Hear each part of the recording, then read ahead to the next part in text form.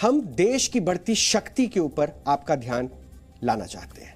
हम आपको आज की सबसे शक्तिशाली तस्वीर दिखाते हैं जो जर्मनी से आई है।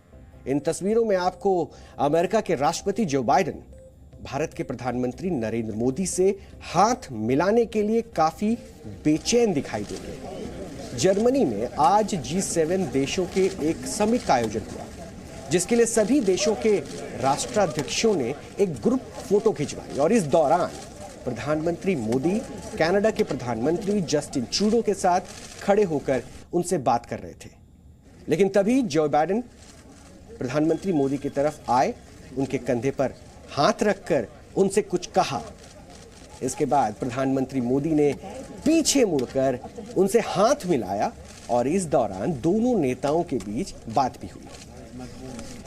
ये तस्वीरें अंतर्राष्ट्रीय मंच पर भारत की नई शक्ति के बारे में बताती है। मोदी दुनिया के इकलौते ऐसे नेता हैं जिनके पीछे 140 करोड़ लोग खड़े हैं और उन्होंने दुनिया के सबसे बड़े लोकतांत्रिक देश में एक बार नहीं बल्कि 2 बार पूर्ण बहुमत से चुनाव जीतकर सरकार बनाई है। यानी आज प्रधानमंत्री मोदी का स्टेटस सबसे बड़े और मजबूत ग्लोबल लीडर का है और वो दूसरे देशों के बीच स्वीकार्य भी है।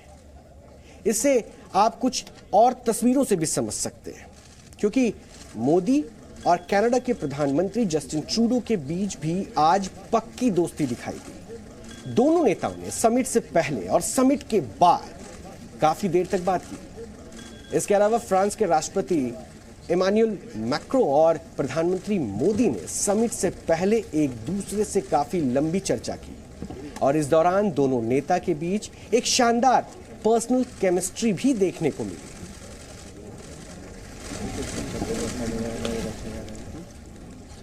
किसी भी नेता को 3 कसौटियों पर परखा जाता है। पहला, उसकी लोकप्रियता, दूसरा, किसी भी संकट से लड़ने की उसकी क्षमता और तीसरा, भविष्य को लेकर इसका विजन। और इन तीनों ही मामलों में प्रधानमंत्री मोदी दुनिया के किसी भी नेता से काफी ऊपर है। जब पूरी दुनिया कोविड से संघर्ष कर रही थी, उस वक्त प्रधानमंत्री मोदी के नेतृत्व कौशल ने उन्हें दुनिया भर में ग्लोबल लीडर के तौर पर स्थापित किया। कोविड मैनेजमेंट को लेकर उनकी नीतियों और वैक्सीन को लेकर सरकार के प्रयासों ने उनकी विश्वसनीयता को और भी बढ़ा दिया और आज G7 देशों के समिट में भारत खास मेहमान के तौर पर उपस्थित था।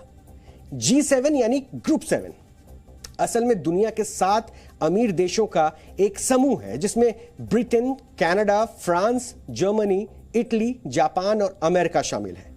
लेकिन इस बार के समिट में भारत को विशेष तौर पर आमंत्रित किया गया था। इस समिट में जलवायु परिवर्तन, स्वास्थ्य और खाद्य संकट को लेकर चर्चा हुई और रशिया और यूक्रेन के मुद्दे पर भी इन देशों ने अपना पक्ष रखा। हम आपको समिट के कुछ शानदार हाइलाइट्स दिखाते हैं।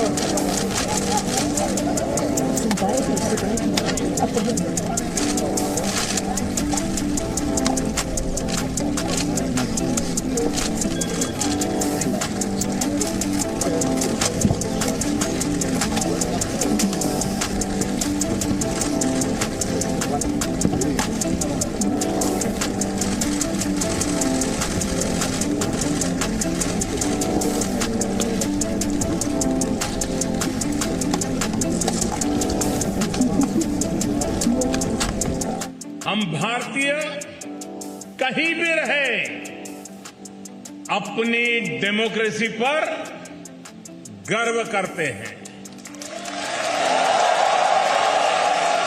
साथियों, आने वाली पीढ़ियों के लिए आज का नया भारत नई विरासत बनाने पर काम कर रहा है।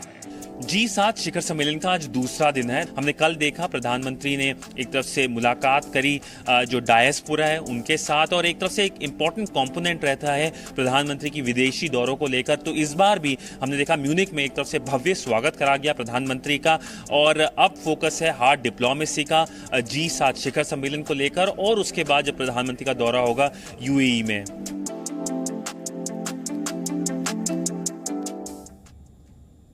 तो जर्मनी के जिस होटल में G7 समिट का आयोजन हुआ वो होटल स्लॉश एल माउ के नाम से पूरी दुनिया में प्रसिद्ध है, जो अल्प्स की पहाड़ियों पर स्थित है। और इस होटल का भारत से एक दिलचस्प कनेक्शन भी है। इस होटल में भगवान गणेश के नाम पर एक रेस्तरां है, और इसके अलावा इस होटल की दीवारों पर हाथियों की आकृतियां बनी हुई हैं, और यहाँ योग और अध्यात्म के लिए जो केंद्र बने हुए हैं उनमें भारतीय संस्कृति साफ झलकती है। जैसे एक वेलनेस सेंटर का नाम है जीवन मुक्ति योग स्टूडियो। इसके अलावा शांतिगिरी स्पा और आनंद स्पा रेस्टोरेंट भी यहाँ पर मौजूद है। और इस होटल से जुड़ी एक दिलचस्प बात यह भी है कि यहाँ AC नहीं लगे हैं, क्योंकि इस होटल में पर्यावरण को ध्यान में रखते हुए चीजों की व्यवस्था की गई है। तो ये खास है इस होटल में। Presenting B News app, available on Google Play and App Store. Download it now.